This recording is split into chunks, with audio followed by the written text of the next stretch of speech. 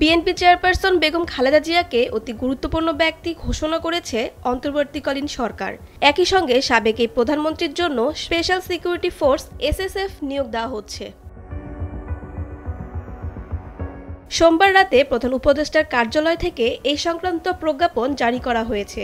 রাষ্ট্রপতির আদেশক্রমে প্রধান উপদেষ্টার কার্যালয়ের মহাপরিচালক মোহাম্মদ আব্দুল ওয়াদুদ চৌধুরী প্রজ্ঞাপনে স্বাক্ষর করেন। এতে বলা হয়, খালেদা জিয়া এবং তার পরিবারের সদস্যরা এসএসএফ এর বিশেষ নিরাপত্তা পাবেন। প্রজ্ঞাপনে বলা হয়, সরকার বিশেষ নিরাপত্তা বাহিনী আইন 2021-এর ধারা 2-এর কয়ের প্রত্যক্ষ ক্ষমতা বলে সরকারের সাবেক প্রধানমন্ত্রী খালেদা জিয়াকে অতি গুরুত্বপূর্ণ ব্যক্তি হিসেবে ঘোষণা করা হলো। ইহা অবিলম্বে কার্যকর হবে। এক সপ্তাহ ধরে রাজধানীর এভারকেয়ার হাসপাতালে চিকিৎসাধীন রয়েছেন বিএনপি চেয়ারপারসন বেগম খালেদা জিয়া। চিকিৎসক ও দলের নেতারা তার অবস্থা সংকটাপন্ন বলে জানাচ্ছেন। মোজাহিদা মশাররত, সময়ের আলো।